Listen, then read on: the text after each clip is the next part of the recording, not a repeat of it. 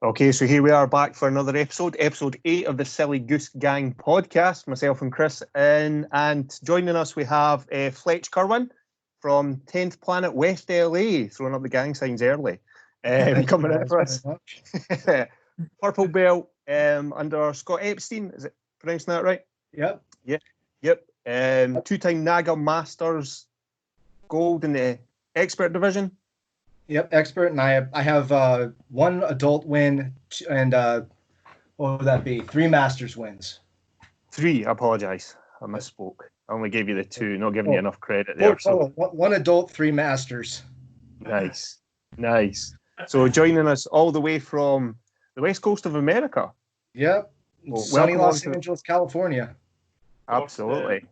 First international guest. What an honour. Oh no, boys! You didn't tell me. I'm happy to be the first, and all of the other international guests after this will be way better. So starting low. Good. I think we're starting with a good one. But appreciate you joining us for a chat, man. I know in this crazy time everyone's lockdown. I take it, is LA on a full lockdown as well these days, or? Oh yeah, it's. I think this is the first time in 6 years I've taken longer than a week off of jiu-jitsu. And beyond that, I mean, not being able to work is definitely tough. Being stuck inside is tough. But, it's given me time to focus on other skills. Like when I'm doing jiu-jitsu, rest assured, I'm not enjoying a kind beverage like this as often as I am.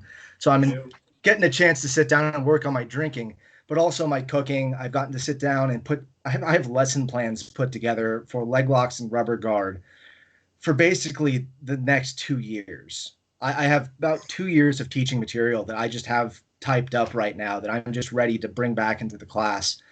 So, as frustrating as it is, being stuck indoors, having to wear masks everywhere, having to switch gloves, clean hand, dirty hand, the tensions in the city are high, but, it's Los Angeles. The tensions are high anyways. It's not one thing, it's another. So, as I said, I've been taking the opportunity to focus on things that I've been ignoring, the last few years. I've been focusing on playing music more. I've been focusing on my cooking. I've been focusing on organizing lesson plans, researching locations for new gyms. You could just sit on your butt and watch TV, but, you can also do that while typing on a computer. So, it's not putting a ton of work in, but doing something, more than just, because it's easy to become a black belt at that, Yeah, absolutely. We're born black belts in drinking in Scotland, so we're well ahead of the rest of the world in that. It's just natural talent. You can't beat it. But as far as I just can't wait to get back to the gym. Hopefully around I think May 15th is the last day that they have. I mean, I'm sure they're going to push it again as soon as you get like 3 days before. They're like, we're going to push it till the end of May. It's like whatever. But Scott himself, Einstein, is putting together Zoom classes for a lot of our students. So that's nice. We're getting to still see some of the community. We have a group chat together. But yeah, not getting in and not getting those roles. Oh, no, I know Tom DeBlas. I'm probably butchering DeBlas. Sorry, buddy. But he talks about like jiu-jitsu is more than just the physical exercise. It's community. It's mental health for a lot of people. It's getting them away from not everyone has good home life. Me, hopefully you guys too have great home lives, calm living conditions. Not everyone does. I don't know about the world, but I know in Los Angeles, not to get too dark here, but since the quarantine, the number of sexual harassments and sexual assaults on single females that live alone, it's going up. And do you know who it's by? The landlords. The people that own the place. They can't pay rent. The guy comes in. He's like, hey, well, if you can't pay rent, it jumped 300%. And so but like you need to get out of the house to get away from the guy, right? Yeah. But then you can't leave. Like, where do you go? You can't pay rent. You have no job to go to. And now, obviously, I don't want to be the guy that's sitting here being like, just get everyone back out to work and, get everyone out of the house. No, the virus is spreading like wildfire, like not almost literally. Even though it's not killing everyone, the numbers on top of flu season, on top of diabetes, on top of everything that we're already worried about, we now have this extra thing. So it's understandable that we absolutely need to be taking precautions. But I also worry about the all the people who don't have self-control when drinking, that don't do any exercise, that don't sit well and stay calm well. What about all the people that were one bad day away from, just saying, well, shit, if I can't, do what I love, it's over. Yeah. Now, these are all things that are hard to track, and they're also hard to track in the same amount of time as the virus.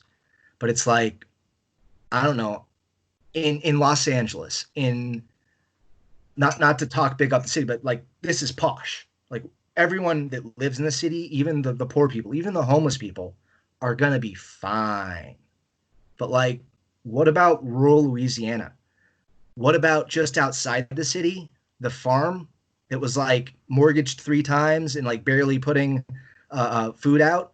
Now, mind you, there's no farms inside Los Angeles. We don't make any food here. We buy all of our food from the farms out there. So it's like, what happens when the farm closes? Yeah. Like what happens? Like, it's actually really interesting to see in the international community with the oil prices, because who was it? Russia and Saudi Arabia right now are in a price battle. So oil is negative right now. Literally, you have to pay someone to take the oil, and the United States, I'm pretty sure, is buying it all and putting it in reserves. So it's one of those things where you're seeing 2 oil dominant powers like Russia and Saudi Arabia killing themselves in a price battle because no one's using their cars. No one's traveling on boats. No one's flying on airplanes. So oil is just, but that gives an opportunity to all the people with liquidity to buy up the reserves. And now you have countries that are just filling up their stocks on all this oil. So you had people saying that, we're going to run out of oil reserves by the, end of the 2020s. By 2030, it will have to be completely onto natural gas or solar or hydrogen-based energy. It's like, well, and here's something not a lot of people know about. The Rocky Mountains in the United States, they're national preserved land. So there's no mining, there's no operations going on there. The Rocky Mountains sit on top, one of the largest oil reserves in the planet. Oh, really? Okay. Yeah. Okay. And we can't touch it. It's nationally protected land. Now, mind you, you get another guy like Trump in the office, can't touch it, gets written out real quickly. So, I mean, as far as and this is getting a little political on it, but it's kind of, I'm seeing that the United States has a huge oil reserve that was like Dubai before they tapped it all. We have a Dubai level of oil in Colorado, in Utah. And then we just bought up all of the oil reserves from Russia and Saudi Arabia. Mm. So you guys want to buy some American gas? Do you think of course, then you have the economic war going on with China and, the whole thing, because we've been devaluing our currency against them for 40 years, and they picked up on it about 15 years ago. And that's why all the conspiracy theorists are saying that, China did it on purpose. They burned their own house down to light the neighborhood on fire. And it's like, nah, they probably just had some sort of screw up or mistake in a laboratory, or who knows, maybe it did come from a wet market with a hanging bat that coughed on somebody. But I think it's more of a mistake, and China has taken precautions to maximize, the benefit of the situation for them. But I don't think that this was done on purpose. I don't think anyone either releases a virus or engineers one. And if they did, do you think it would give you a mild cough and some scar tissue, or do you think it would be like the bubonic plague? Like, I don't know. Human beings tend to be pretty predictable, and if you're gonna make a bioweapon, it's probably gonna be a fucking world ender, not like a itch or like a cough, you know? Yeah. So as far as where the world is, nope, we're mitigating it. It's working. The numbers are not exceeding what they were predicting. Now you can say that, oh, it's an overreaction, that like we should jump right back in the gyms. I'd like to. I really would. I really would. But again, you know, it's like, who's to say that the virus doesn't mutate, that, you know, the curve repops again because we all come out. Now, this actually brings up an interesting catch-22 in Los Angeles right now, because they're telling everyone that we need to stay quarantined because you can be asymptomatic. You don't have symptoms, but still be a carrier, still have antibodies and still infect other people. So in order to safely, to make sure the population is safe, we need testing. But you can only get testing if you show symptoms.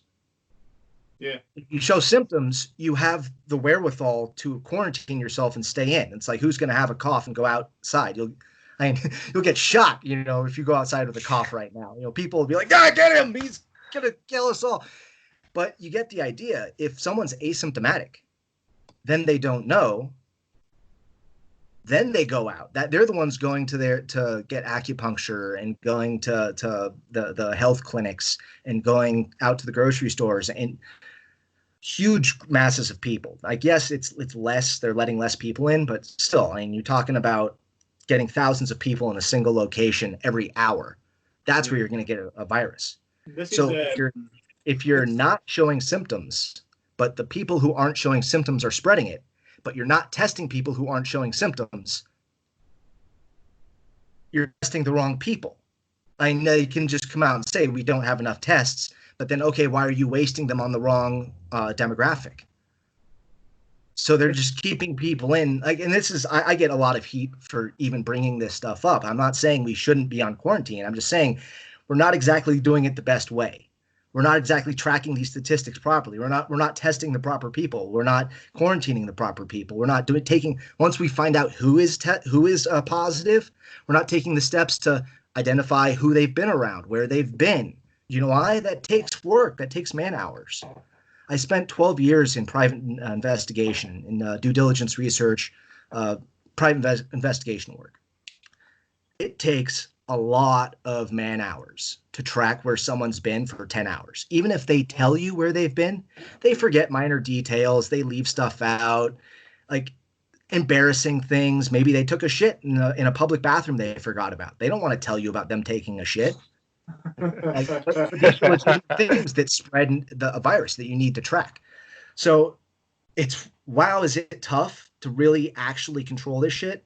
And for as much as it sucks and it's hurting our jiu-jitsu and making me a fat alcoholic, you know, as I said, we're stopping it. We're slowing it down. Not to say that this is going to disappear, because if it truly is a virus, we're not getting rid of it. We're just slowly building up antibodies in the population until it's just the next flu season, cold season, bat flu season, or whatever the hell they want to call it, the Wuhan virus, the COVID-19, Corona.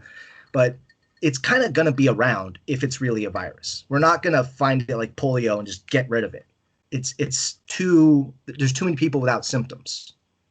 Are you guys close to a vaccine or vaccine is a hell of a so here's the trick. Where we're at now with medical science, we can find someone who has developed antibodies and take antibodies from them and basically clone those and have a direct injection that kills the virus from someone else's antibodies. You need to have the same blood type as that person, though. I'm messing the facts up on this a lot. I'm speaking very broadly. But that sort of technology, that's like for senators. That's like for the Bill Gateses, and you're not going to find that stuff at a hospital. In a hospital, they create vaccines, which is they try to reintroduce very small amounts of dead cells of the virus into a healthy individual, and then that person will start developing the antibodies themselves. So vaccine development at its best is going to take 8 months, They're saying we can do this in 6 months. When was the last time you saw the government rush a project and not fuck it up? When was the last time you pretty saw universal as well, isn't fuck it? up a project when they were trying to do it right? Now, mind you, there's a lot of private labs that are working on this stuff, but they're working through government money. They're getting grants and issuances from the government.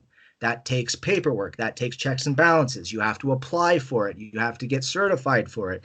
And then it doesn't come because it's the government and they sent it to the wrong place. So you have to go through.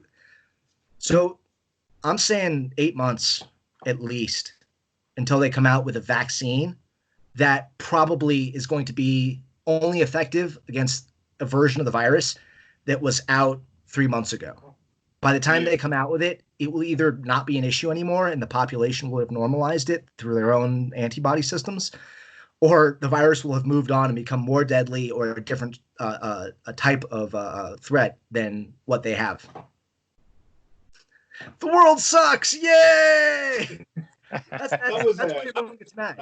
There's no easy hell of an opening speech. Yeah, that was a massive monologue. Plus the national guest, a tremendous open monologue. Oh man, that was quite good. Why we that was drink? Like a solid 20 minutes. That was tremendous. That was pretty good. This is the problem, bro. Seriously, of living in like LA to where we live. So we both live in small villages, and we will have maybe 3,000 people where I am, a little bit more where Ali is. So when I go for a run, I'll see 3, maybe 4 people walking a dog, and that's it. Don't see anybody else. So in LA, which has like the size of my high school in Los Angeles. Like, I live in one of the relatively big villages in Fife, and I think we top out at like 6,000, 6,500 maybe. And I'm guessing that you guys probably aren't drastically affected by this. I'm guessing there's not too many people in your communities. No, we're not seeing a huge amount. We're impacted, like you were saying, Fletch. We're locked down. The one thing that, again, picking up from what you were saying, we're allowed to go outside and exercise. That's what we're allowed to do under government advice. We can't go out and hang about in parks, sit about, chill out, but we can go out and exercise. So we're able to get out and that's across the whole of the UK. That's not just where we are. So at least I've honestly, and Chris probably backed me up on this, I've never seen so many people out running and cycling, and because do you know what I mean? You're given 1 hour a day window officially to go out and exercise. So people that haven't exercised for years are now suddenly taking up power walking, starting to jog. So in a weird way, there's been like a slight benefit because people are. I don't doubt for the fact that a lot of those will suddenly, that exercise level will drop again once normality reappears. But I think we're relatively lucky in that, small populations, we don't have that people on top of people kind of situation. There's like a lot of green area around both between me and Chris that probably helps reduce transmission. Like LA, like greater LA is like 20 million people, something like that? Is that right?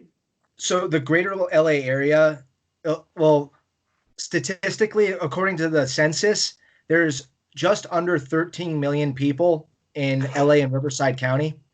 But that's not counting people who are illegal immigrants who, I'm not like, they're damn Mexicans. But you got Canadians that live here. You got people from Sweden. You got people from Japan. You got people from China. Dude, at our gym alone, we've had 2 girls trying to marry for green cards. Like joined the gym and like tried to date guy to guy until one of them, it's like send them here. She might be.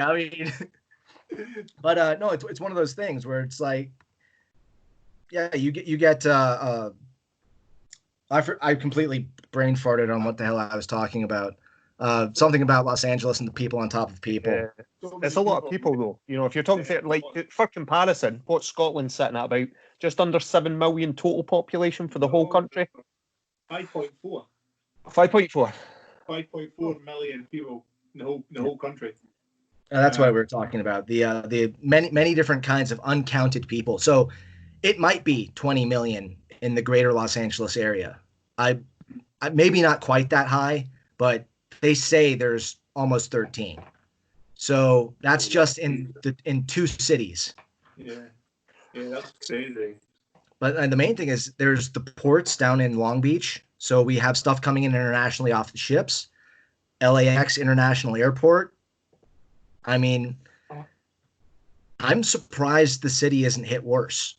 I mean, everyone's basically doing what they're told. They're all staying indoors for the most part. But I mean, if there's a place to have a disaster like this, it's Manhattan and Los Angeles. And you're seeing in New York, in Manhattan, they have a greater population than Los Angeles in, I want to say 1/8 the size, because LA expanded out is like 30 miles.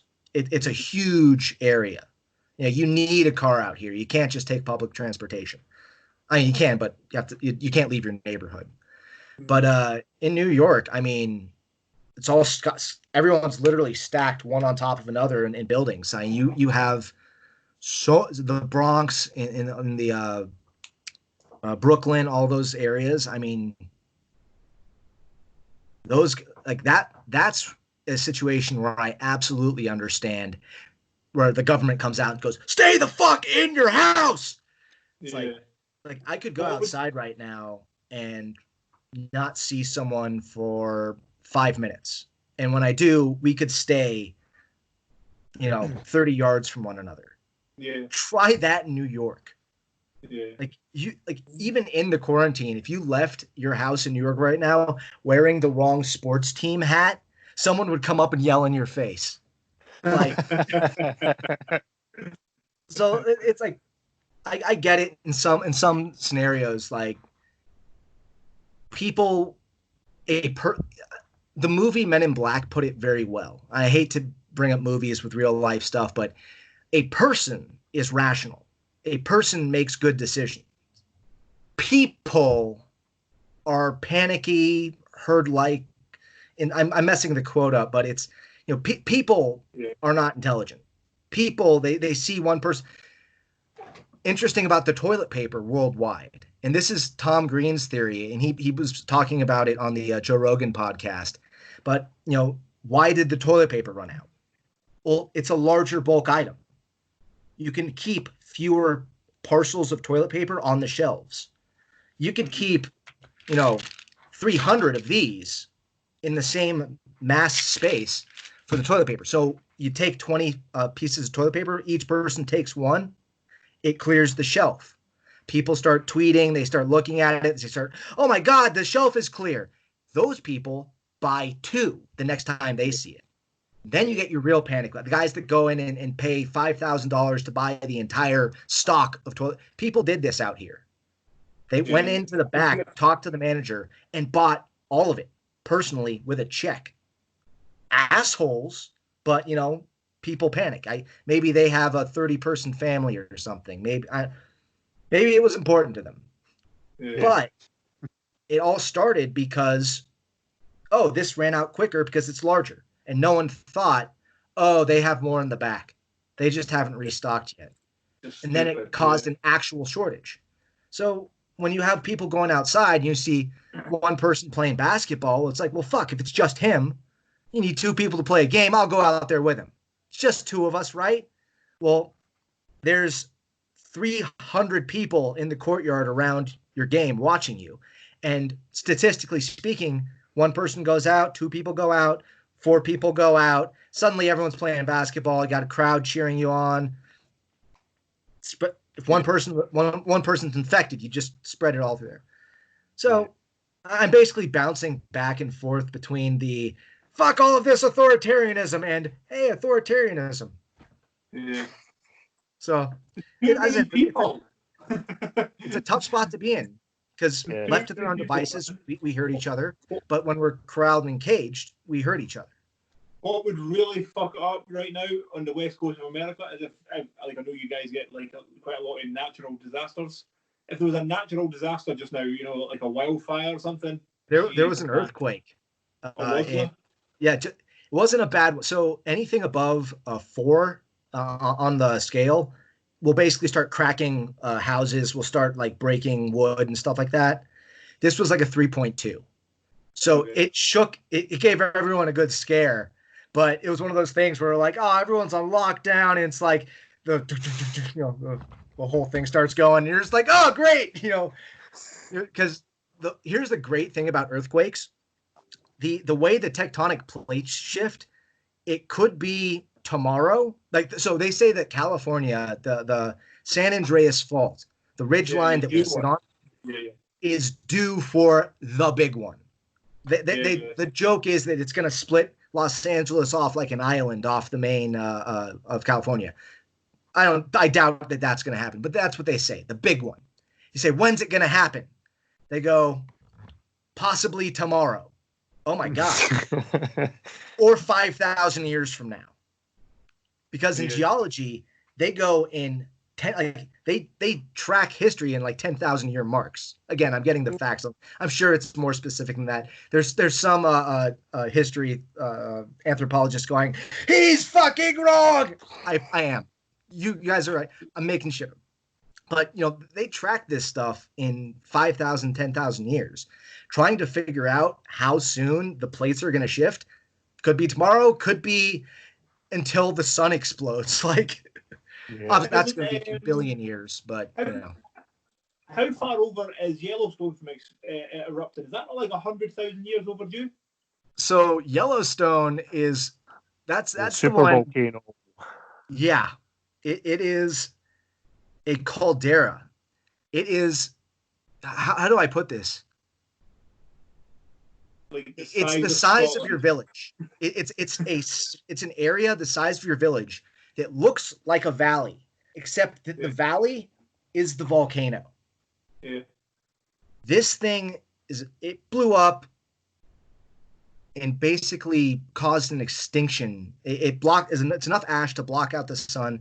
But what you're saying, it's overdue. Yeah. They're saying like in 20 to 30 years, this thing's going to go off. That's game over. That's game over at that point. This is why we drink. This is why we have alcohol. I mean, smoke them while you got them, my friends.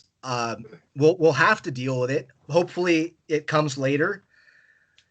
But we're talking about a New York City, something the size of Manhattan blowing up.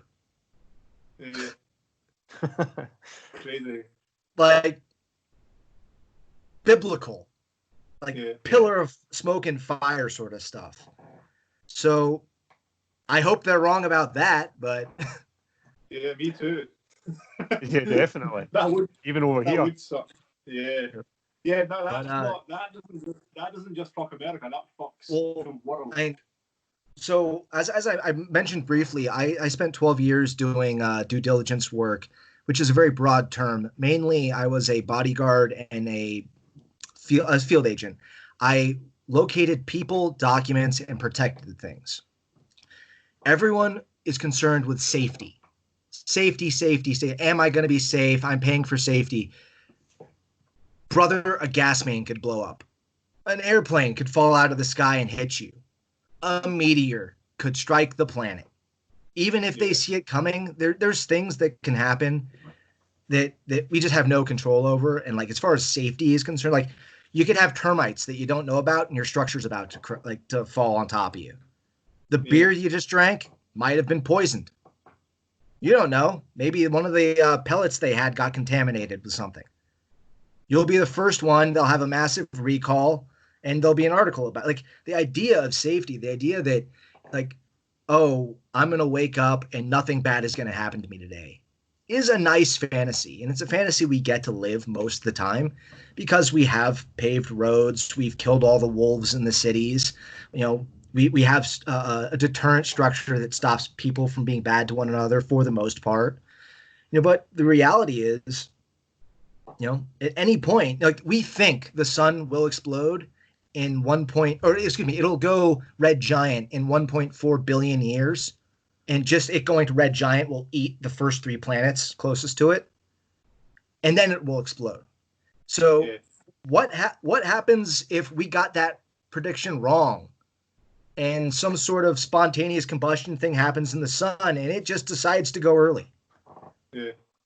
Because how many times in the history of mankind have we been absolutely correct about something and never improved upon the theory once?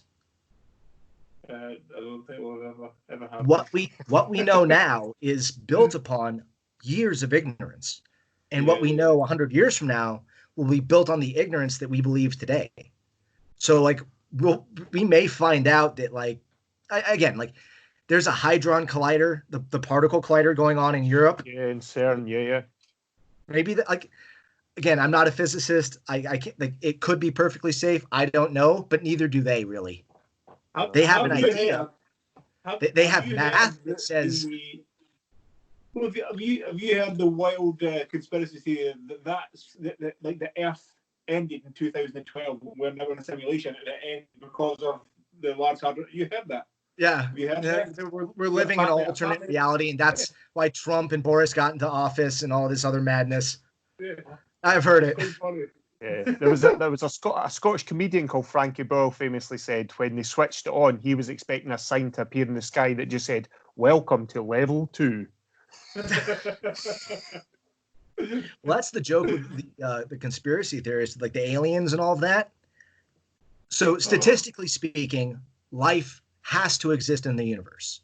There's enough planets that there's enough stars with environments enough like Earth that just statistically there has to be something out there along the lines of life as we know it, carbon-based.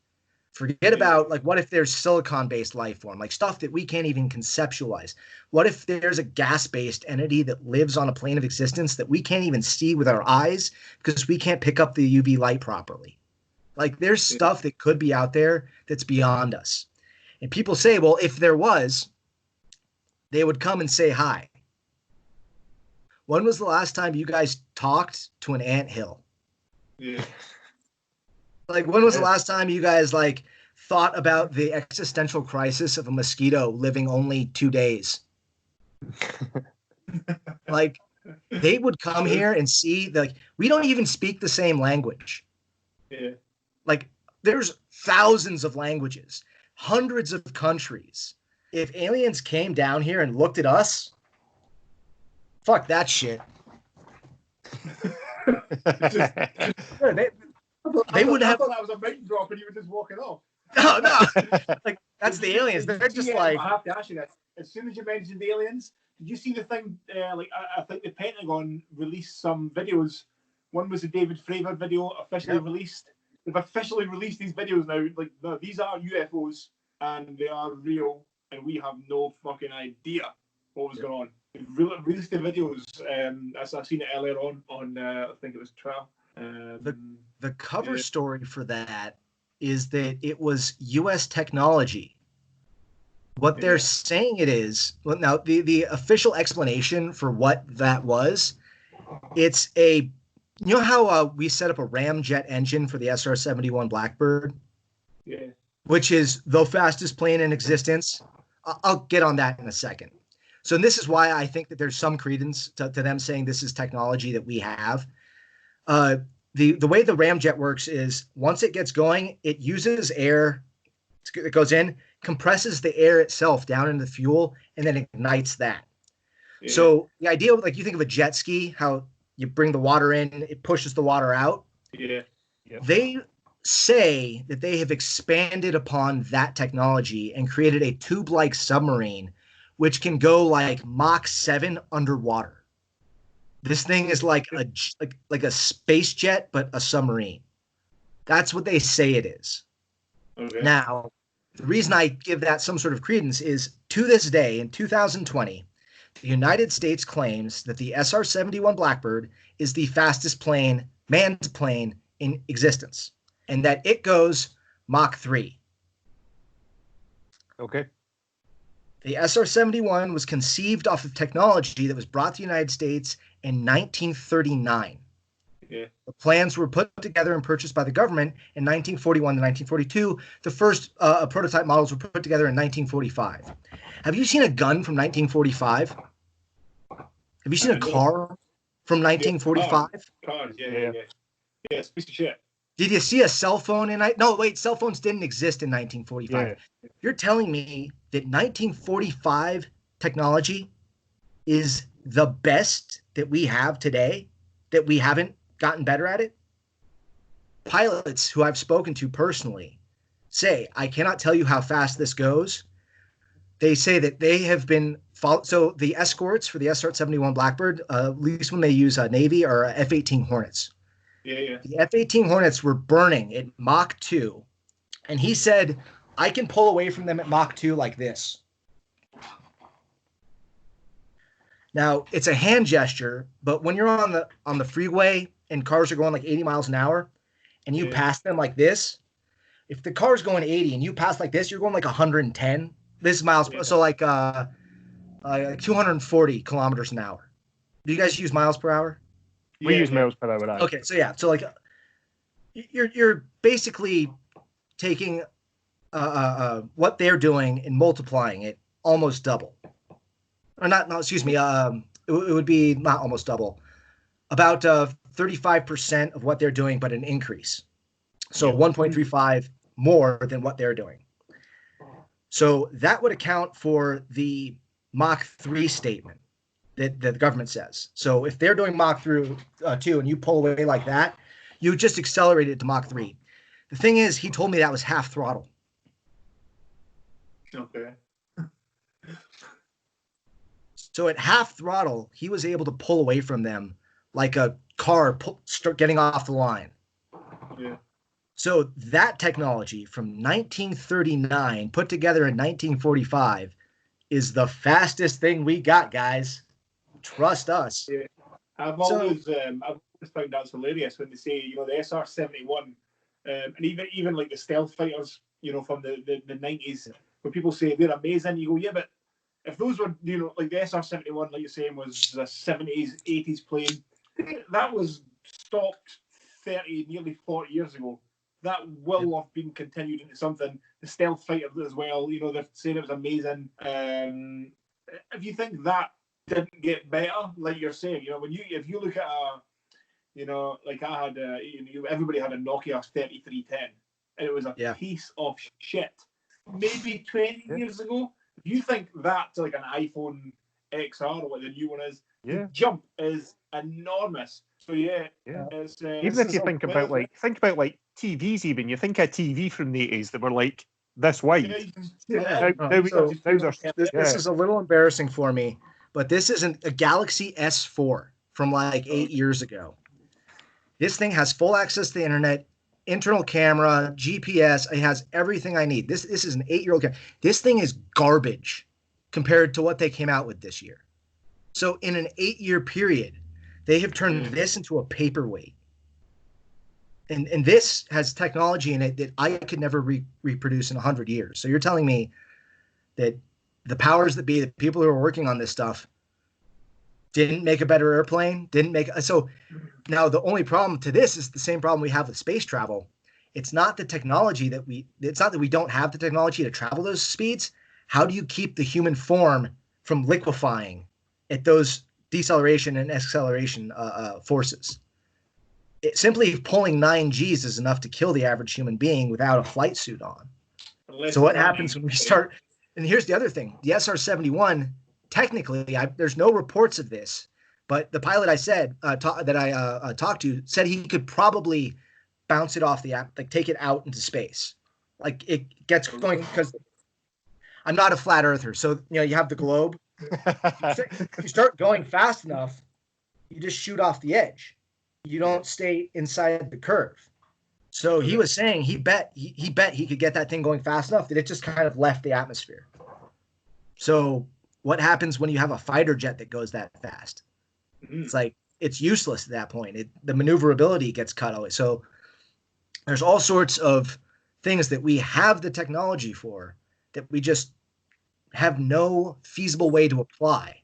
What if they had anti-gravity? I don't know. Anti-gravity is like, it's like a general term. It's like saying wormholes. Like we can make people float. It's magnets. It's not just, it has to do with matching harmonics, but you can basically have an object put into a chamber and it just levitates because of the electrical fields that you produce on all sides of it. Now, whether you can have someone survive, putting them in that field, I have no idea. But I imagine that if we could, they'd be trying to find a way to make money off of it. So we might have it. There just might not be a way to do it or to fuel it.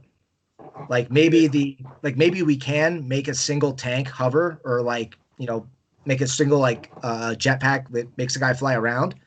But we only have enough fuel to make 10 people use it, and that fuel can be used for other things, or the materials, or simply we have one scientist that's smart enough to figure it all out, and we'd rather have him working on fission than fucking around with who knows? I'm just expositing thousands of different possibilities. One thing that I have to ask you, since we went down this route, what is the general consensus of Bob Lazar in America? Lazar. Bob Lazar. It's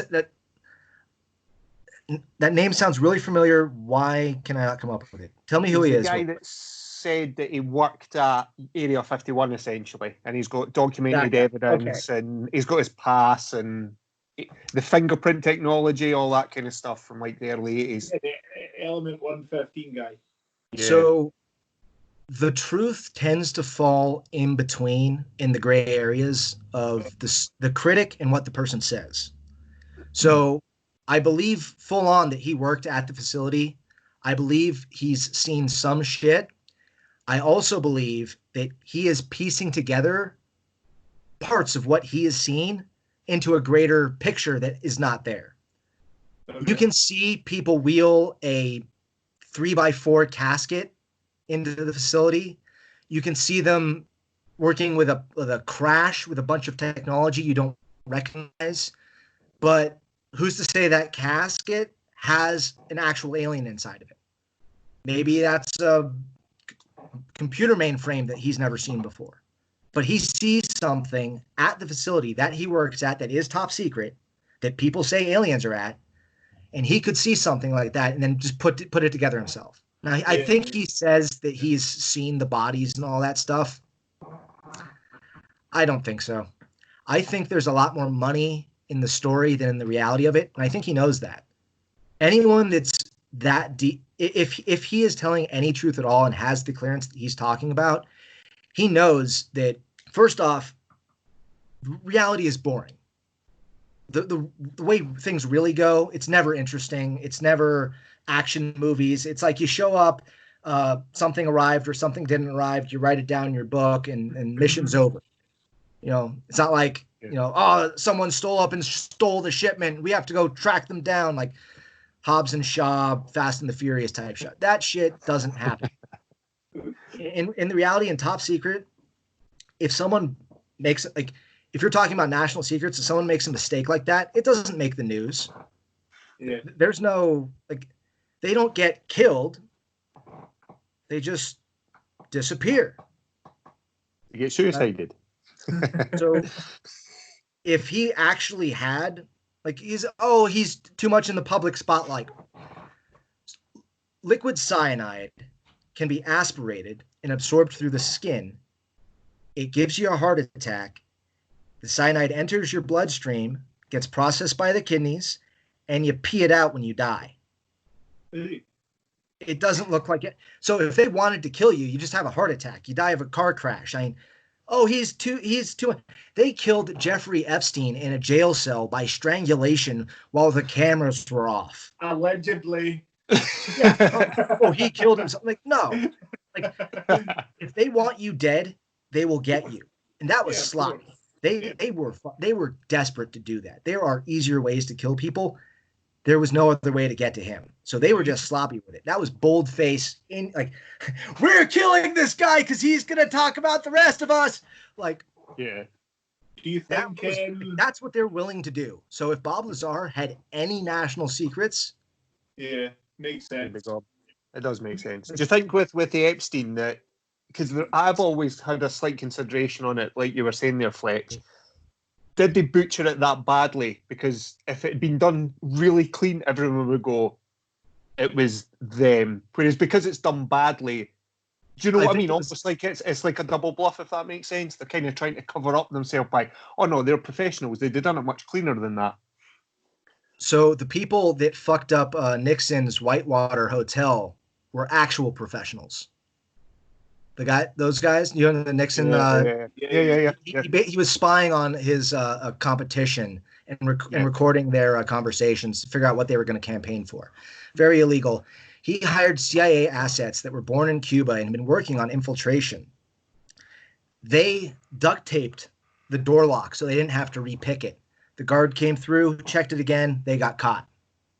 Professionals, guys that work for the CIA for, I don't know how long they worked for the CIA. I couldn't give you a number, but these guys were full on fucking James Bond assets. And they got caught because they got lazy, because they're human. That's the reality of it. Remember I said, real life is fucking boring. You don't have airstrikes and tactical teams going in. The Osama bin Laden raid, the helicopter fucking crashed. Yeah. The super new stealth helicopter crashed. The guys, like, that operation did not go smoothly. That wasn't a, like, video game style, jump out, tag everyone. We got them, guys, go home. That was like an, oh, thank God we managed to salvage this operation. Yeah. So that's how these things actually go. So I'm sure, mind you, we only know about it because it was so blatant. Because of this guy, the high level of attention that was on Epstein. Yeah. So how else were they, like, do it silently? Like, oh, he died of a heart attack in his cell? Like, no. Do you think... You go in there, you fucking... His cellmate. Like, did you see his cellmate? Yeah, the guy was a corrupt cop that looked like he could rape the Hulk.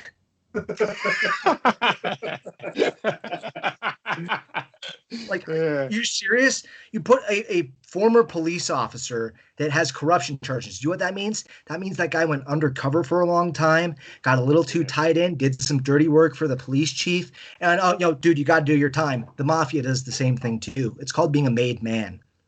Guess what? Is that cellmate dead, or has he gone off somewhere else? Yeah. I bet you he's living in a plush fucking cell right now with internet access and DVDs and all the porn he could fucking want. Do you think something will happen to Harvey Weinstein? Will anything happen to him, do you think? You think he's a guy who could disappear? He was his own institution. Yeah. I'm sure he is aware of and knows about pedophile groups, but he had his own thing going. He basically it was the casting couch. Yeah. You and 5,000 other beautiful blondes want this role. They all act exact same as you, like the same level of talent. And some of these girls are very talented actresses, and so on and so forth. The thing is, there's 20 of them and there's one role. What are you going to do? How bad do you want it? It's very easy to see how a guy like him can just use that. And that was his thing. I don't think he was tied in with the, what was it? The Bryan Singer group, the Rav TV. There was a group of guys tied in with Bryan Singer, who was a big director, and they would go after teenage boys. And they had a thing going. Weinstein's thing just seems to be adult female actresses. He just coerces and abuses them into sexual favors. Creepy, but not. He didn't do anything like. He didn't do anything horrendous. He was just quite creepy, quite sleazy. I would say extreme sexual harassment and probably a few cases of rape. Okay. But to say that anyone would need to kill him to stop, because he was the head of the serpent for his little monster. He was the linchpin, wasn't he? Yeah, for his little thing. Yeah. He wasn't part of an international trafficking group. He wasn't entertaining foreign royals. He wasn't. He wanted to fuck. This guy wants to fuck. He wasn't getting other people laid. He wasn't setting up business meetings around it. That's what the problem with Epstein. Now, there's other theories about Epstein being a honeypot. Like, You bring someone in from another country that you want to do a deal with. You bring them to your private strip club. You give them a girl that's 16 years old. You tell them that she's 18. You get them on camera having sex with the girl, and you say, okay, now you're going to do this business deal with us, or we're going to show the world you fucking a 16-year-old. You go, I didn't know. Yeah, I'm sure you can tell them that in the media. That sort of thing. Yeah. CIA operations have been doing things like that for a very long time. And Epstein tied in with a ton of people internationally. So that's the thing. Was it by design, or did it just fall in that way because pedophiles are a small group and you have to be very, close-knit about all that shit? So was it a big setup for a honeypot about bringing people in to blackmail them? And was Epstein a asset? Or was this all just a bunch of fucking asshole pedophiles, son of bitches, pulling massive resources and coming up with a little fuck island or whatever the hell they had going on? Like, did you know that allegedly that is where UFC Fight Island will be? I've heard that. It's going to be Epstein's Island. I did not hear that. Because they were saying that the courts were going to be taking it as part of restitution for crimes or something, and it was going to be available to rent and hire, which is... I don't know how to... I don't think...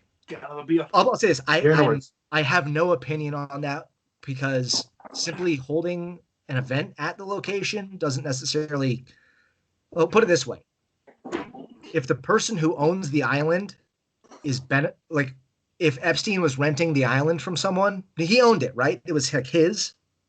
Yeah, as far as I know, yeah. So as long as you're not paying rent to his estate, as long as use of the island doesn't benefit him, as long as you're not bringing the fucking girls back for the UFC or whatever, it's land.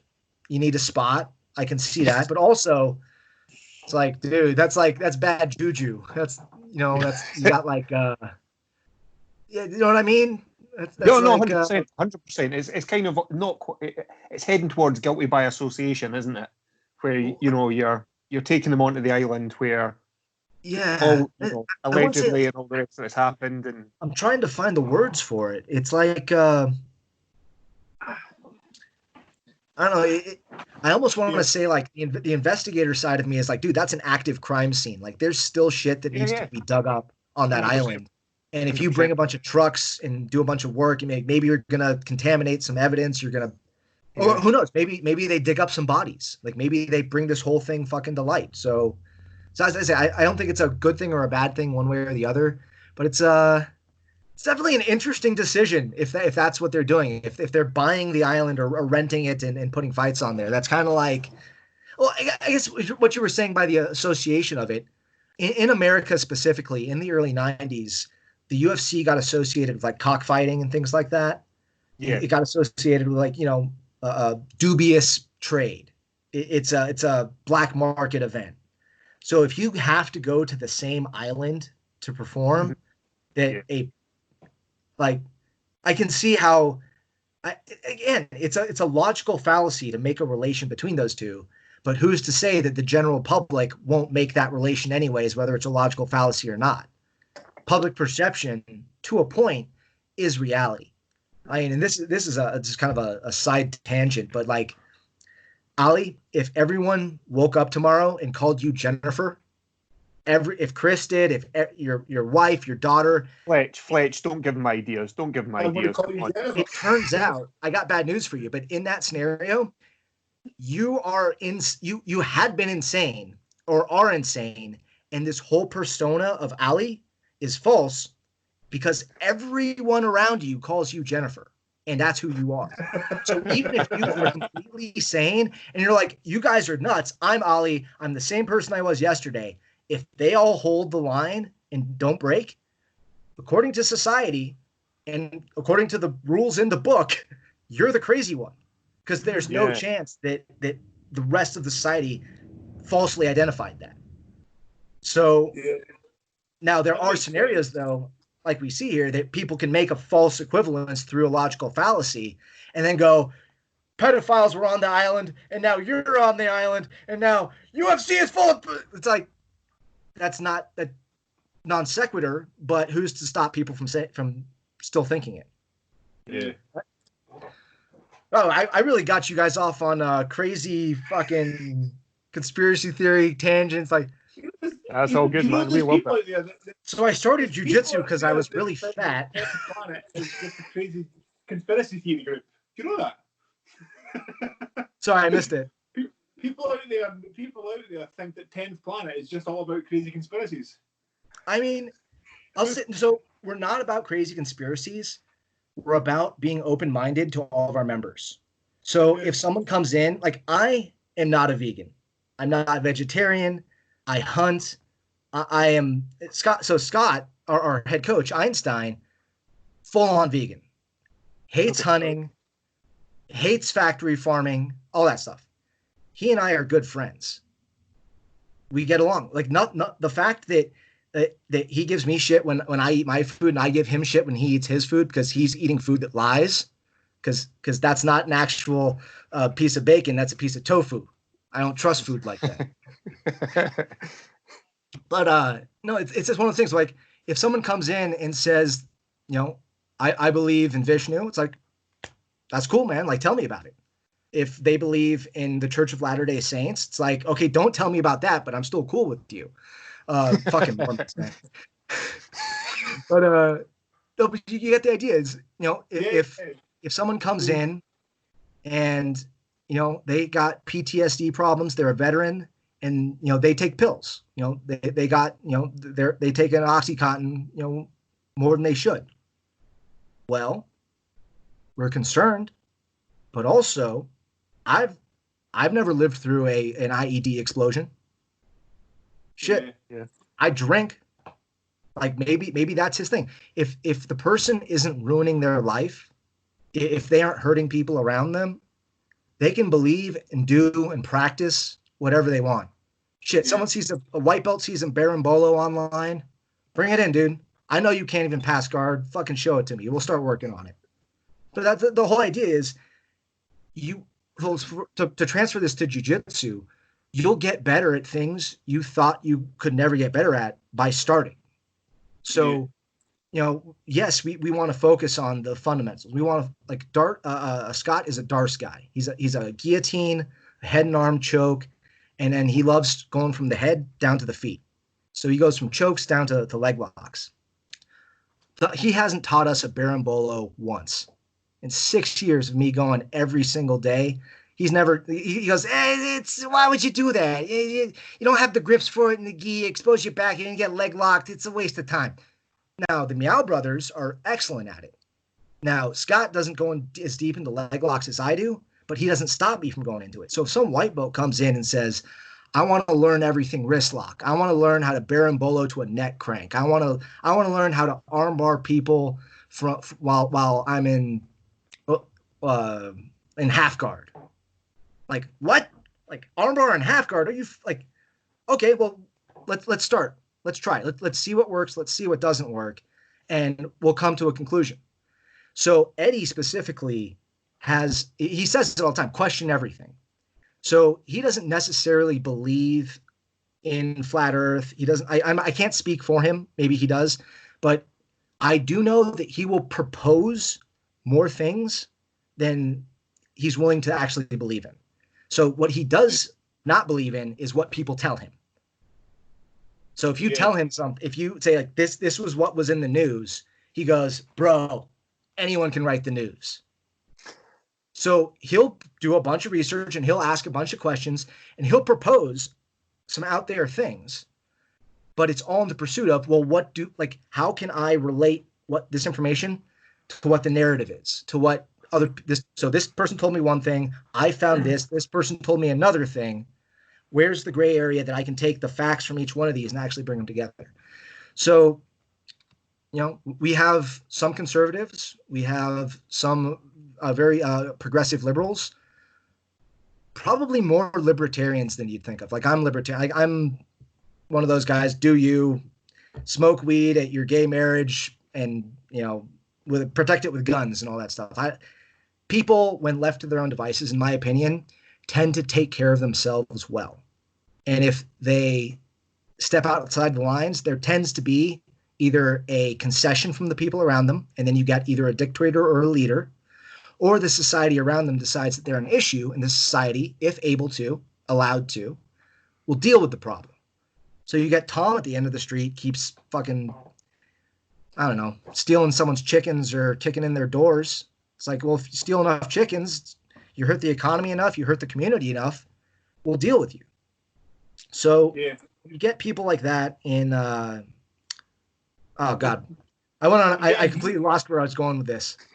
Something about 10th Planet being inclusive. So this again, that becomes a problem. What you're saying is when there's so many people, you can't, if there's a small village, where we both live, we could probably say, okay, well, Ali is going to grow potatoes, and I'm going to have some cows, and we will slaughter them. And so if everybody did their own little thing in a village of 3,000 people, we could probably make it work. But when you've got, LA of being 13 million people, this shit is not.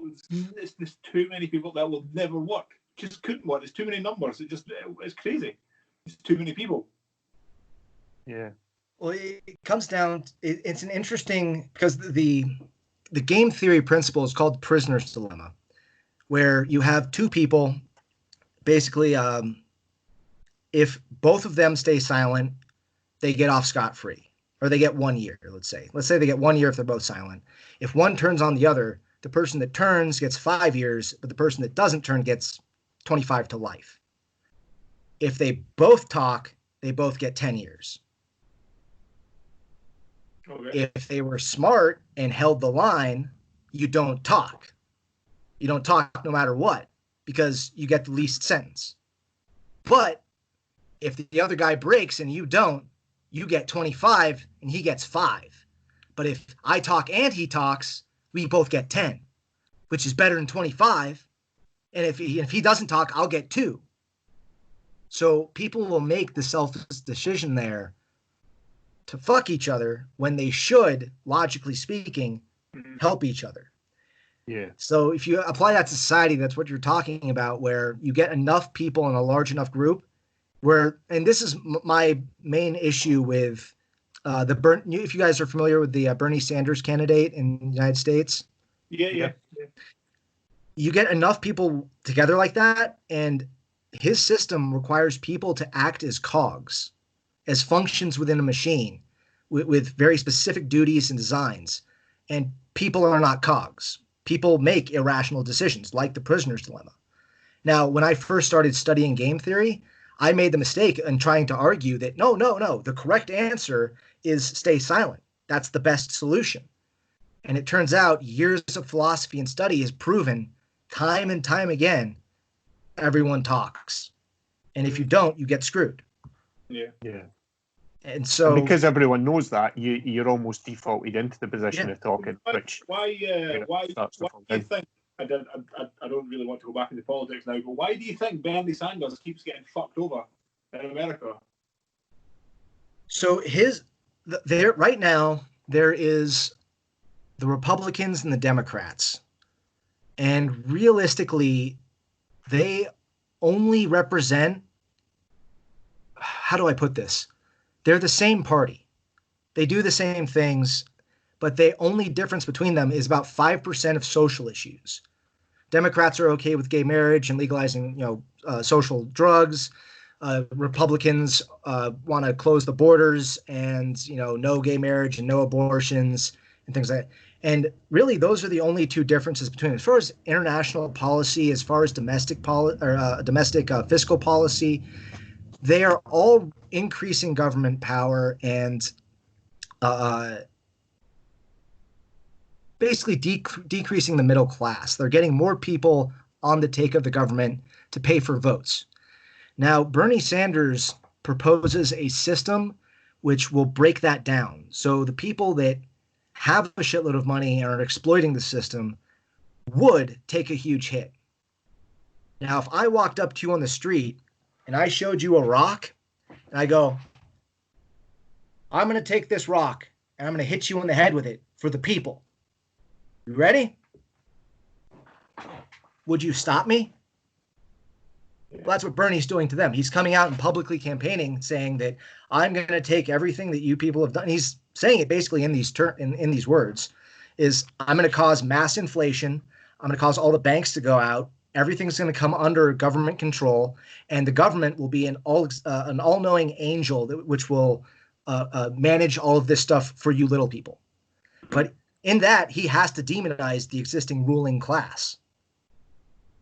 They're not going to let him. But then again, this goes back to kind of the beginning of the conversation when you were saying, when have the government ever got anything? So Bernie wants to make everything government run, but then the government have never done anything right. So for us, this is a government institution inside themselves. So the DNC, the Democratic National Committee, or whatever the hell they're called, they get to put together internal votes and rules for who gets to go to what debate, who gets how much finance revenue, because there's a cap of how much money you can receive from individuals. So if they say,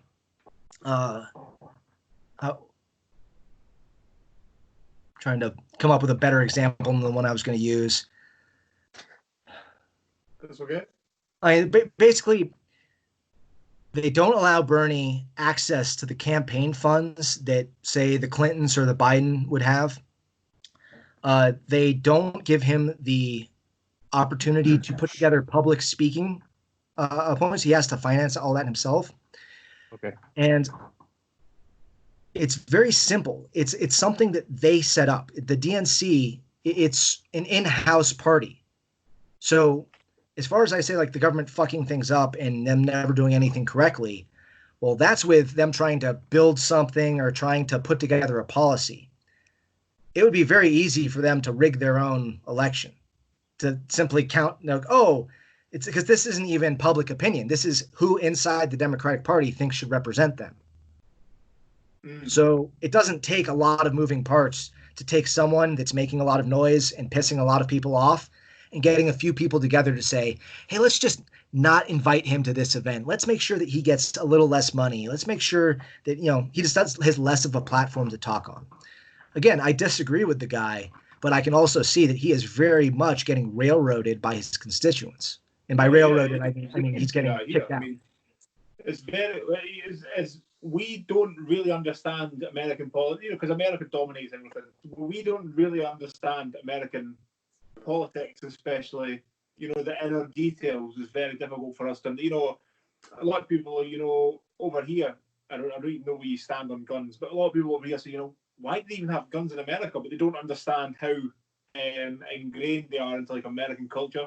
And it's very difficult for people in the UK to understand sort of the American way of life and American culture and American politics. It seems crazy. When you start to break it down now, it kind of makes a little bit more sense. It's quite interesting. So, well, let me say this about the whole guns thing.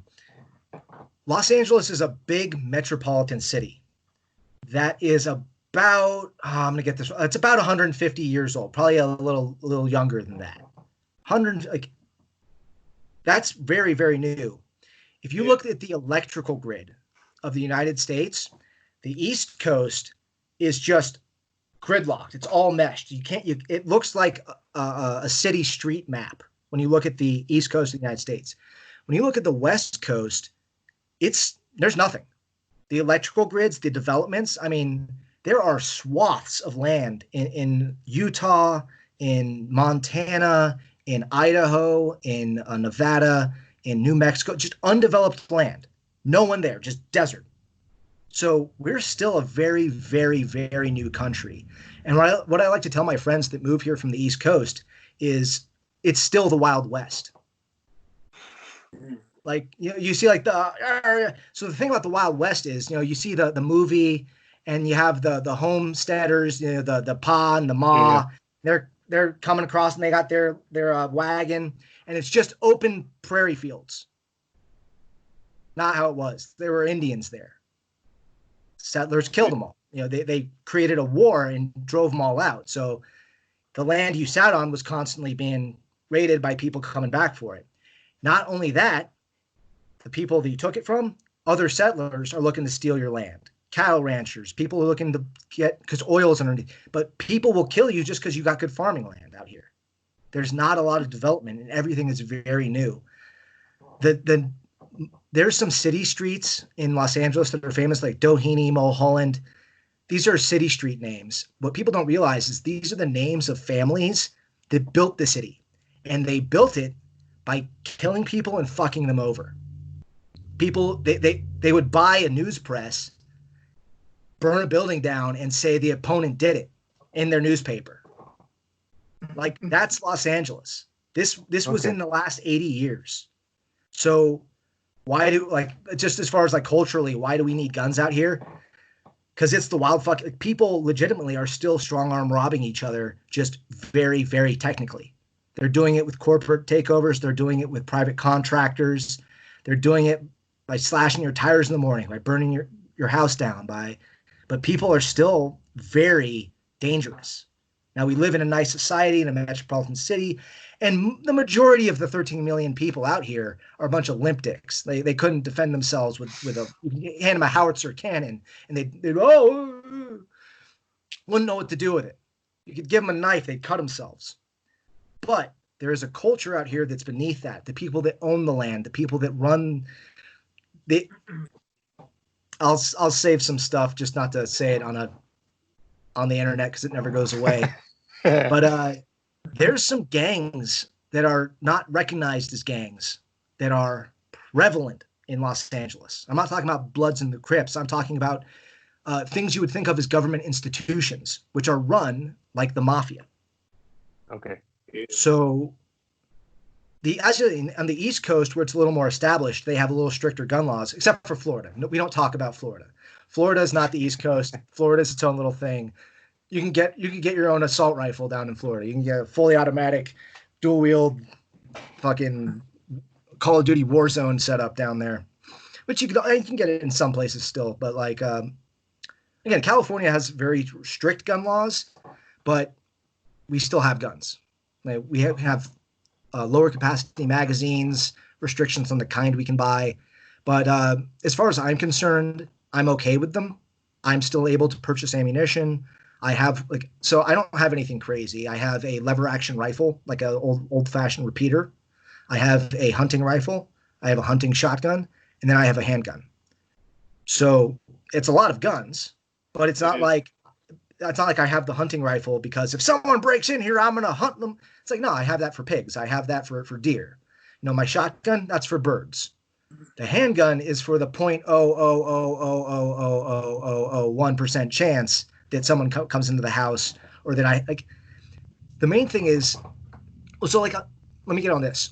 The likelihood that an individual who has a gun will have it on them when they need it is very low in California. We're not allowed to carry them around. So like, simply having a gun, it's not going to save you. It's not like I'm going to get my gun and I'm going to go say, like, if someone attacked the federal building down the street from me, it's not like I'm going to go grab my rifle and go fucking defend it. It's not set up like that. But if you were from another country and you're like, I'm going to go attack the federal building in California, and you realize that, like, even in California, with the number of laws we have out here, there's still 13 million people, and probably 5% of them are armed. Yeah. That's a lot of people with guns. Which house? It's so illegal here. Which house? Yeah. Which one do you choose? Which area do you pick to do crime in?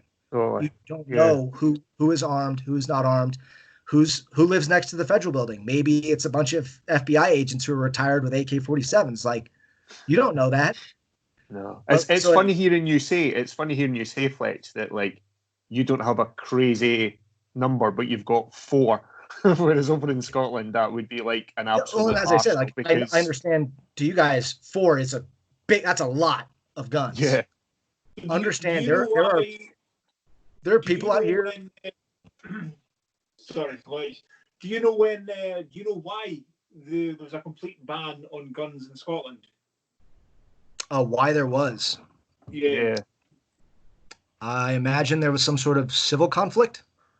No, there was a shooting at a primary school in Dunblane. Do you know the tennis player Andy Murray? I don't, but he's a famous tennis player. Yeah, famous tennis player. So he's won 3 Grand Slams. There was a shooting at his school in a little village called Dunblane, 1995, 1996, something like that. And after that, there was just a complete ban. Now, everything, you can't even. So when we were younger, we used to have air rifles and we used to shoot cans and stuff like this. That now is illegal. You have to have a license. You have to have a license. Illegal. Like Everything's a BB gun. A BB gun. Yeah. You have to have a license for it. Yeah, BB gun. Yeah, you have to have a license. I'm sure the Stoats and the Gophers are happy out where you live. You can still hunt. People still hunt, but you have to have, it's really strict, like seriously strict. I mean, funny because you talked about Florida. I can remember we went to Florida with a family in 1999. I think I was 14, maybe 15, and we were in Florida in Kissimmee. We went to a Walmart, and I think my mum was trying to buy vodka. She would have been, I don't know, 40, maybe 40-year-old, something like that at the time. And she couldn't buy vodka. No ID. She wasn't allowed to buy a gun. It's just like, yeah, you can't buy vodka, but you can buy a gun. That's why Florida's special. At least in Oklahoma, they make you show an ID. It's quite funny. So, no, it's definitely one of those difficult things, though. The problem I always run back into, and this comes from experience. This isn't me reading statistics, or this is me dealing with bad people for 12 years. When someone wants to do something, they will.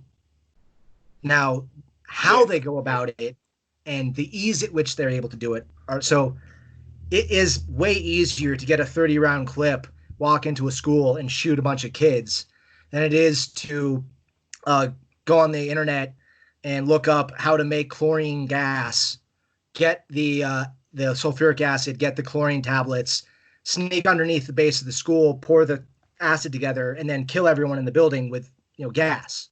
Or you could start a fire. You can make a bomb out of fertilizer and out of bleach. I mean, I'm probably informing all of your viewers about how to do all this shit, so I'll stop saying it. But you get, I mean, if the number of ways you can simply incapacitate someone, not necessarily kill them, but just the number of ways you can get someone to stop something. You can knock them out. You can break their hand. You could, pin them and hold them down to the ground. You could drag them across by a limb. Like if they're immobile in a certain way, there's so many ways to do an action. So again, you want to dissuade as much as possible. And I'm not going to say, I'm not going to comment on the policy, but I can say that if someone wants to kill children, they can and will find a way. Yeah. Now, the idea is to find that, or even before we go to the point where we're saying we need to identify and find these people, I think the basest issue is, as a society, not creating an environment where someone wants to kill kids. Well, yeah. Now, obviously, there's a certain amount of damage that creates that sort of impulse. But normally, even insane people are trying to solve an issue with their actions. The problem is the way they perceive that issue. So if this person feels that society is screwed and this next generation is just a bunch of shitless whatevers, and I'm going to go take them all out, I'm going to get my name in the news, I'll be famous, people will remember me. Well, what made a person want to be remembered like that in that way? Now, that's a hard question, because how do we get society to identify these people, and how do we create a living environment for people where they don't fall to that sort of level of demonry? I don't know what you would call it, sort of that deep evil. But one thing I can say is taking weapons away doesn't stop violence. It just changes it. It makes people find a different weapon. I don't know, like if you pay attention, but like in London, there was so many stabbings in London where guns are illegal. There's so many stabbings and like people throwing acid and stuff in people's faces in London. It's crazy. But to their credit, the stab wound is different than a gunshot wound. Now, I would not want to be stabbed again. I got one of these back in college, knife to the arm. I would not wish that on anyone, but I'm so much happier that that guy had a knife and not a gun. I'll say that. So if you were to assume that every single stabbing would have been an armed robbery with a firearm, that would have been way, way worse.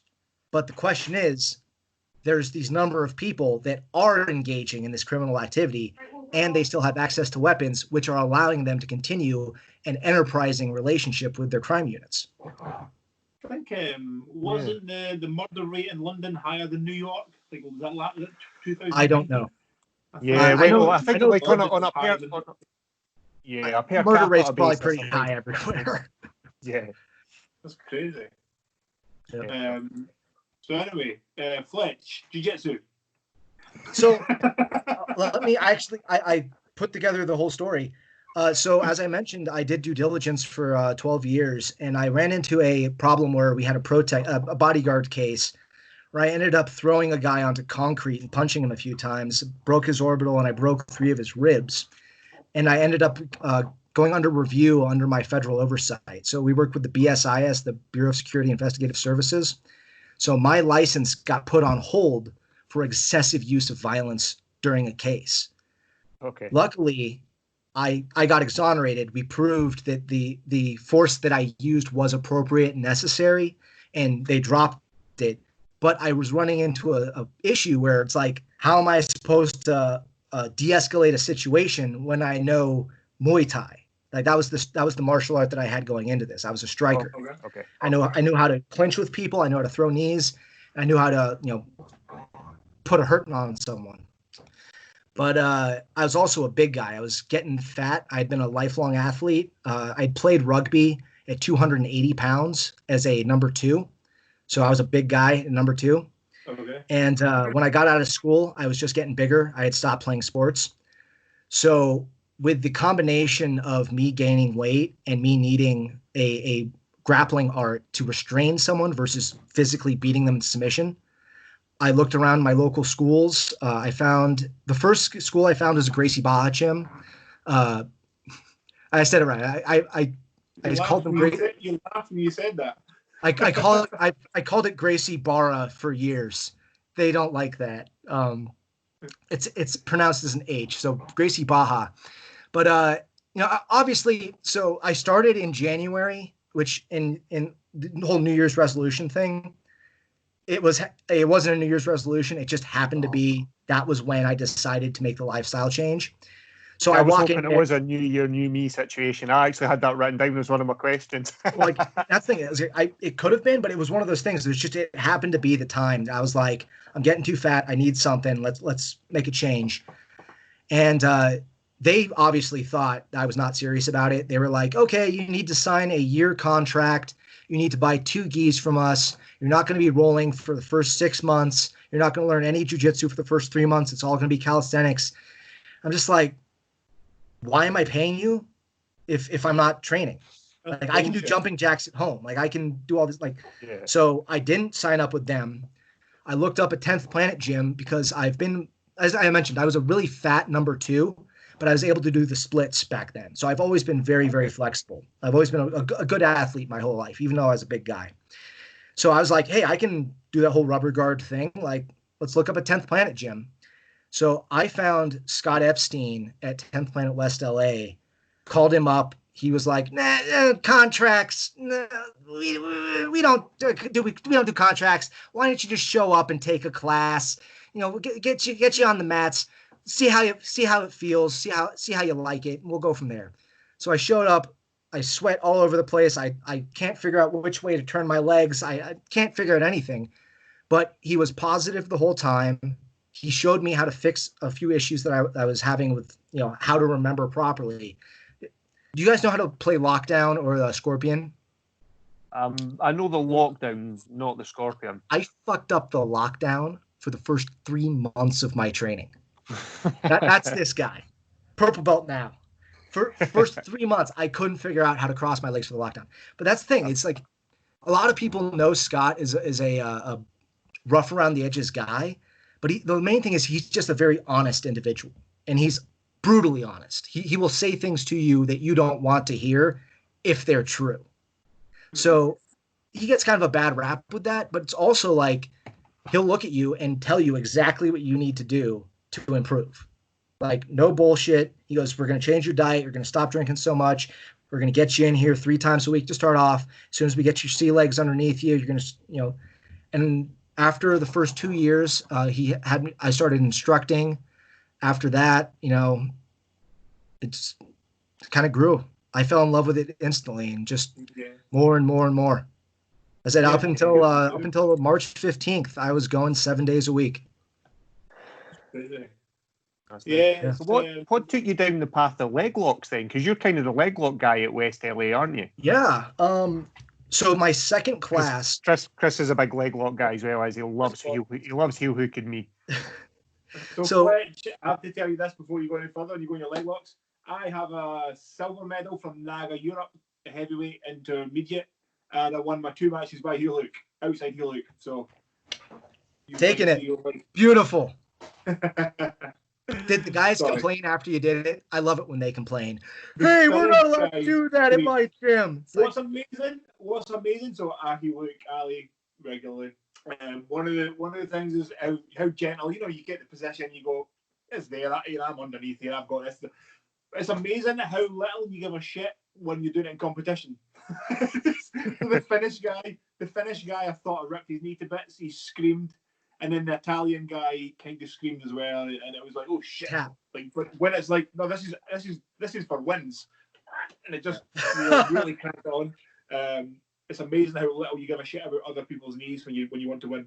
Let me answer the first question, but I also have some things to say about the whole people in heel hooking competition and the injuries that come from it. But so why I went down the leg lock path was my second class. Josh Barnett was a guest instructor at West LA. His girlfriend at the time was training with us for a fight. So he came in and he showed us a variation of the straight ankle lock. So my second class of jiu-jitsu ever was learning how to properly straight ankle lock someone. Now, as far as why did I choose that? I don't think I did. Other people chose leg locks for me. It's my style of jiu-jitsu is I attack what you give me. I am not looking to dictate position. I am not looking to put you where I want you.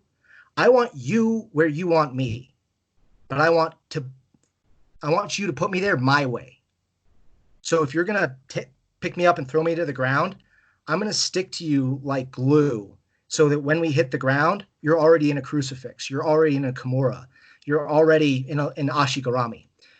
And people left their legs open constantly. No one.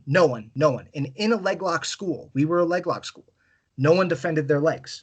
Every competition I did, no one defended their legs. So it was more of just, it was the easiest thing. It was the thing least defended. It's hard to say. I learned how to do it, and I started seeing it everywhere. It's like, oh, you're standing forward on all fours. If I put my right leg between and Granby, I can end up in the saddle. So if I over rotate and you don't, I can put myself into a leg lock position. And the more you roll, the more people, and that's the thing, is it started off with no one defending it and me just diving on it. Then they start to get better at it. I get better at, forcing them into those positions. I get better at transitioning from one to the next. So it was just really the nature of the gym I was in and the people I was rolling with. And one thing is, so Scott isn't necessarily a heel hook guy, but he knows how to heel hook and is okay with us doing it. And shout out to Marvin Castell from 10th Planet HQ. He had visited our gym a few times, and he blew me up with leg locks. And he started a group called the X-Break Squad, and they had their own little private time at HQ away from all the other classes. And I trained with Marvin once a week for, I want to say, just over 2 years. And that's where the details of my game, that's where it came from. But by that point, I had been on that path because it was just what I saw naturally, what fell in front of me. It's like, it's like if you served me a hamburger and I ate the hamburger, they'd be like, wow, he really likes hamburgers. It's like, I don't know. I like pizza too. You give me a wrist lock, I'll take a wrist lock. You give me a rear naked choke, I'll take that. But everyone defends those. So give me what's easy. I'll take whatever you served me. Cheap date. So that makes sense. So when we first started, the things there's two things that came to me extremely easily. So when we first started, we have a coach on a daily basis who's very much about fundamentals. The two things that came to me extremely naturally was arm bars and single leg X. For some reason in my head, just work. Yeah. And I could just find them from anywhere. Any position, I'll just go, oh, I could do this. Arm bar or single leg X. Other things didn't work. Ali should really be a triangle guy. But there's certain positions that, as you're just saying, just kind of fall and you just kind of go, this makes sense. It just kind of falls into what will then look like is your game. This is something that I have to tell white belts a lot, and it's a little bit nerdy. I use, do you guys know the anime Naruto? No. Okay. Basically, imagine every person is born with an innate ability. It like a classification of power. Like some people are born with fire powers. Some people are born with water powers. Some people are special and can combine the two. So let's just say leg locks are like being born like a fire guy. Sometimes you can be born a water guy and watch the fire guy and want to be the fire guy, but you're never going to see things exactly the same way.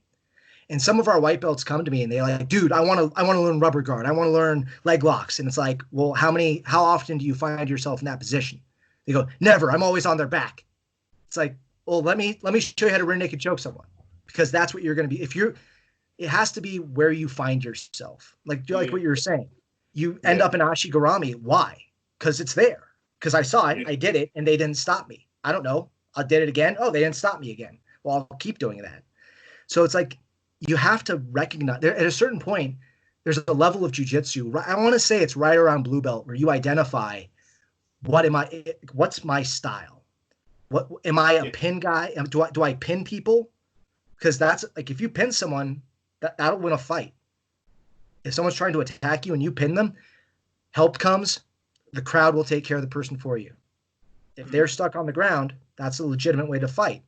If you're a wrist lock guy, hey, that's weapons disarms. Like there's all sorts of legitimate ways to get good at this martial art and have a thing. You can be a choke guy, you can be an armbar guy. And as I said, maybe you're a water guy, say you're an armbar guy, but you love the fire techniques, you love those heel hooks. Well, who's to say that once you perfect your water technique, you start expanding off into fire, and that's where you get your higher levels. But you need to understand what your natural base is, what you will be good at, not what you want to do, but where you actually end up. Get good at that, and then you can start adding all this special shit that other people are doing. Sorry, that's quite an interesting thing, because what I was finding is I would end up, and I've got a nice way that I do an armbar especially with the grips. I don't go, I don't cup. I go bone to bone.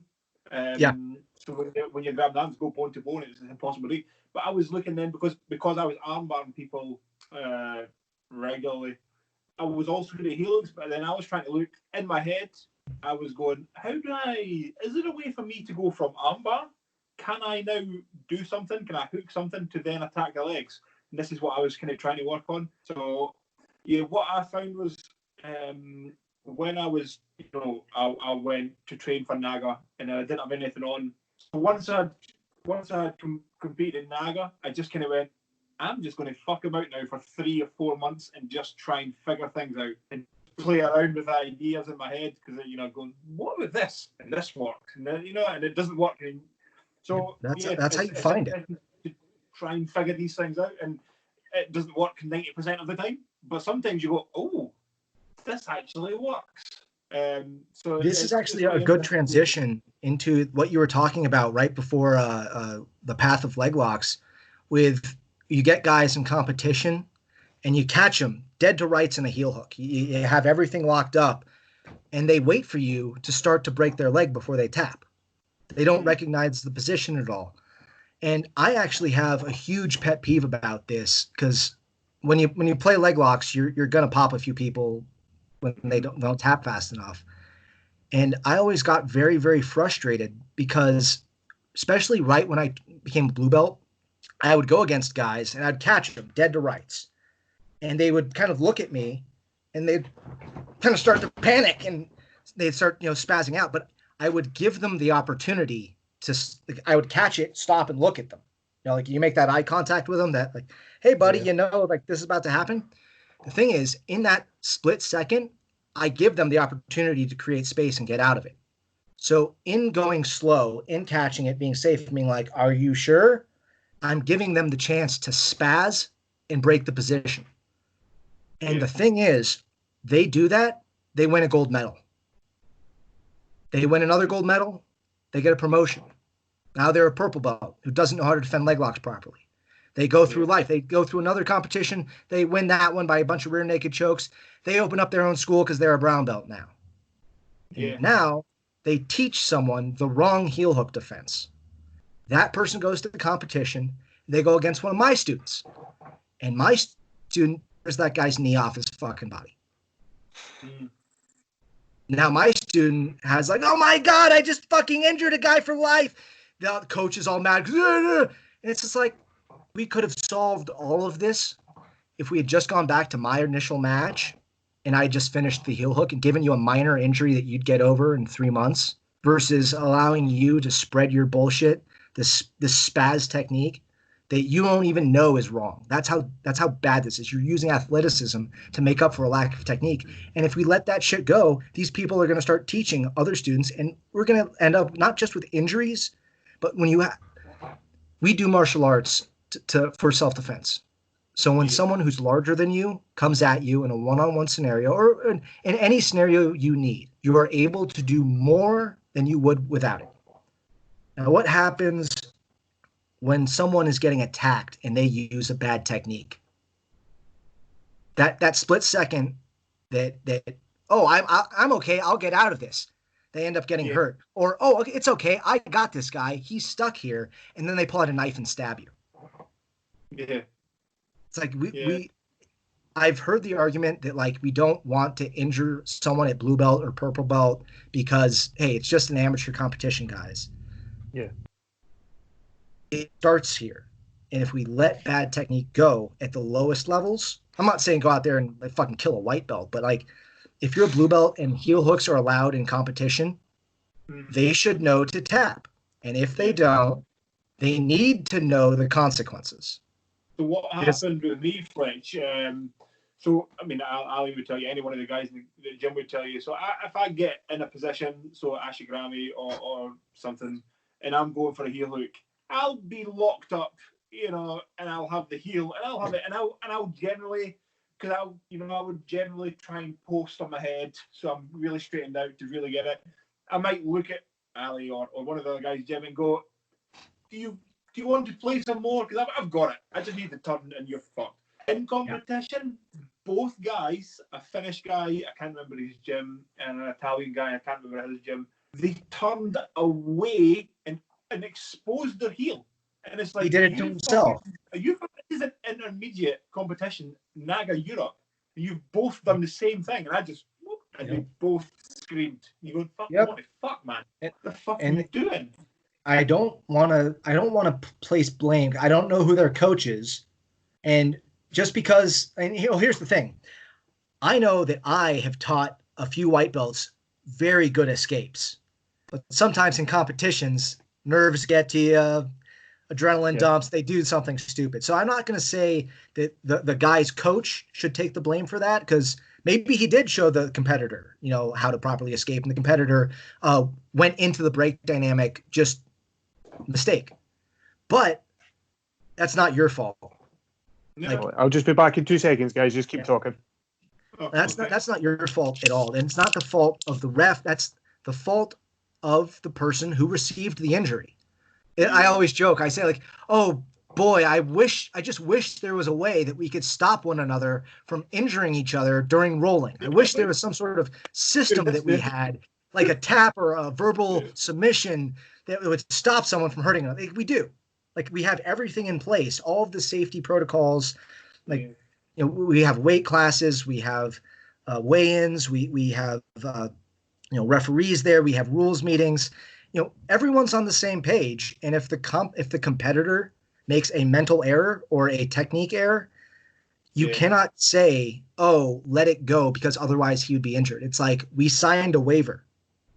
Like we're here, like, to finish this. Like, I don't like. Not everyone is looking to make a career out of this, but like at the very least, we're all here staking our personal reputations. Just as much as we like to say that there's no ego in jiu-jitsu, it's not true. It's a more managed ego, but we compete to prove we can. And when you can, that's what you would define as ego. So the perfect example for that, Fletch, is so in my final in NAGA Europe, so I heel hooked 2 guys, and I had a big German guy, a guy called Kevin Noah, I think his name is. He was a wrestler, very good wrestler, and he was I don't know where he wrestled at what level, but he was legit. He was taking guys for a ride when he was taking them down. And so, in my head, I didn't have a coach with me. My friend was with me, but we were on the same opposite mats at the same time. He was in a different category. So, in my head, I'm kind of going, I should just pull guard. He's a wrestler. I'm not a wrestler. And then I'm going, should I try an M&R roll and just go straight for a heel hook? He sprawls. Ego took over, and when the referee said go, I went, I'm going to fucking wrestle him. And he took my ass down. And it's complete nonsense. And if I had a coach, if I had anybody with me, would have said, don't wrestle this guy. You stupid. But that's ego. No, it's well, Scott tells us, he always says that the hardest part about competition is mental, is getting yourself calm and doing what you know. Everyone wants to enter competition and go, I'm going to hit a highlight move, or I saw this, like Craig Jones just hit a heel hook on Vinny last night. I'm going to do that move. It's like, how many times have you practiced that? Oh, you saw it once last night? Yeah. How many times have you even thought about that? It's like, do what you know. Get to your roles, get to your sparring, get to the position. There's quite a lot of guys like local to us who a couple of gyms, and they like all the inverting stuff and all the spinny stuff, but they can't pass guard. So it's like, well, this is cool, but so is passing guard. It's so we have a coach, a guy called John Humphreys. He's a brown belt, and he's our coach. He's very much fundamentals. So we all have, our group of guys have good. We don't know all the fancy stuff, a lot of 10th planet stuff, but everybody has solid. Everybody knows a solid how to re-guard, how to pass guard, the basics. So then everybody can, add their own little flair. I have some ideas sometimes, and other guys have ideas, and we might have a little brainstorming situation and say, what if I do this? Can we try this? Want to drill this a little bit? So, but everybody's, the 10th planet way is something that's interesting to me. So rubber guard's something that I've tried a few times. What I've ended up finding for myself. So let me jump in real quick on rubber guard. Rubber guard, there's a lot of misconceptions about it. People think that you just, like, you get, here, and it's like, oh, I'm in rubber guard. Like, do you see how my posture is and how, like, my foot is close to my head? I'm flexible as fuck. I'm able to do this. I can do that. The average person, if they did this, would blow their knee out right here. With an ACL. They're pulling their toes closer to them. What they don't realize is it has very little to do with flexibility, and it has everything to do with your body position. Because if you can't see my hips, but if I'm here just flat, I have less flexibility. If I turn onto my side, I can almost get my leg over my head. Yeah. Now, that was the biggest thing I found, Fletch, because I play a bit of rubber guard, and I was originally doing what you said, trying to just pull my leg up, and I've had 14 knee surgeries, so my knees are destroyed. Yep. I saw a video, and Eddie Bravo talked about it, and he said, flip your hip. Just turn the hip and lift the hip up. If your hips are flat, you need to be on the side, and this is going to be the leg that's rubber. So more than that, it's not just having the leg up, but using your off leg to maintain the distance with their hips. So when this leg is up, I have the other one kicking into them. So as I'm here, this leg is extremely important because I can do things with this. It's not just basing and sitting on the ground. So people get into rubber guard and they say, oh, rubber guard doesn't work. Well, what you're doing won't work because you're placing yourself on the hip that you're attacking with. It's like try being mobile with all of this smashed on the ground. So I get a lot that people look at rubber guard and they think that it's like one move, or it's like, oh, you get to rubber guard and then you can do submissions in rubber guard. It's like rubber guard it's like saying leg locks. There are hundreds of leg locks and variations of positions within leg locks. Yeah. So rubber guard, there is mission control, chill dog, Hindu control, there is invisible collar tie, there is straight giant. There are all of these positions that it sounds like gibberish, but each one they mean something. Though I found it means that there's something happening with my off leg or one of my hands that the average person is looking at and just not recognizing that limb is doing something, not just doing something, but doing something imperative to the entire system working. So, sorry, I went on that little tangent real quick. On to 10th Planet stuff, rubber guard. Yeah, because even off the rubber guard, I play a lot of the meat hook as well. You know, like Brandon McGaffron kind of meat hook style. I've got a lot of stuff from his DVDs as well, which works for my body frame. I'm 6'3", 190, probably 195 at the minute. And that's the thing is, some people. Oh, my favorite thing is so.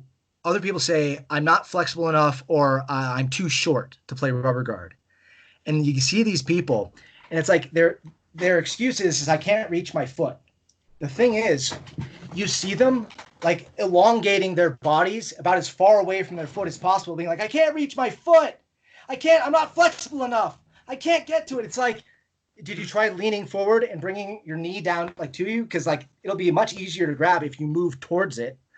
So you get all these people that just have mental blocks about their own body movement, and they stiffen up in areas that just don't allow them to play the position properly. But I mean, that's really, so you're talking about the fundamentals and how like everyone, so at your gym, you have a fundamental base, but then people are allowed to bring things in to give flavor to their game. And I love that learning process about jiu-jitsu. It's very similar at my gym. Like I mentioned earlier, Scott is a head and arm choke, like a guillotine sort of guy. And I said, majority of the leg lock stuff that I learned the break mechanics from him. I learned my first heel hooks from him. But he allowed me to bring so much more into it. And now, like, we got guys at our gym, all of us are good at what Scott's good at. Head and arm chokes, passing guard, transitioning from limb to limb. So if I'm attacking the arm and you defend it, I attack the other arm. If I'm attacking the head and you defend it, I go to your feet.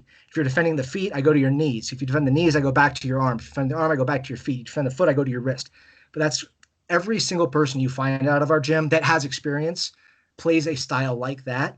But then within that, there's guys that are better at arm bars. I'm better at leg locks. I'm better at rubber guard. Like, people have their own flavors that they brought in from their own styles outside. But it's like, I always love how you can always tell the instructor has a definite influence on the students. Like, it's harder to tell. Like, if you imagine like a middle school teacher, like, did you think it matters who you learned addition from? Like one middle school teacher to the next middle school teacher. It's like, it's just, jiu-jitsu is so much more expressive than that you actually get to see the history of each lineage passed down from one student to the next as they instruct. And I really love seeing things like that. So our professor, he was on the podcast 3 episodes ago. A guy called Dan Reed, a Scottish guy. He's based in Taiwan now. He's under the Globetrotters. So we've always had kind of our own freedoms to do. There's no real, it's sort of 10th Planet-esque in a way, whereas we've kind of got our freedoms to just fit with.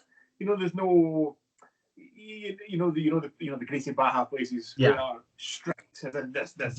We are learning this week. You will do nothing else. And if you try anything else during sparring, you will not allow to be a spar, and you have to pay a bonus, and then you have to lick my feet. And Yeah. So we've got our freedoms to do kind of whatever we want. You know, quite regularly, I'll have these mad. I get ideas in my head quite a lot and go, I wonder if this. And then usually I would try it on Ali and say, I've got this idea. And sometimes it doesn't work. But one of the times, so Dan messaged me one night and he said I was watching.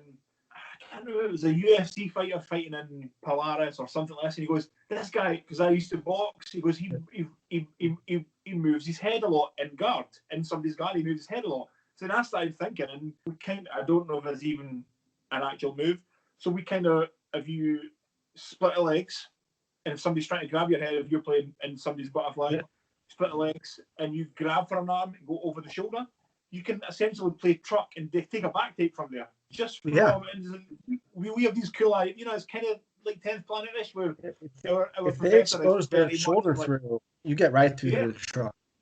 Yeah, and that's where it came. It just comes from these crazy ideas, and you try it. And I haven't perfected it yet, but we're working on it, and we'll get up. You know, it's all going backwards now, but we're not 10th Planet, but it's same kind of very chilled atmosphere, and you know, we could say to our day-to-day coach John, hey, what about this? And he'll say, let's try it. Let's figure this shit out.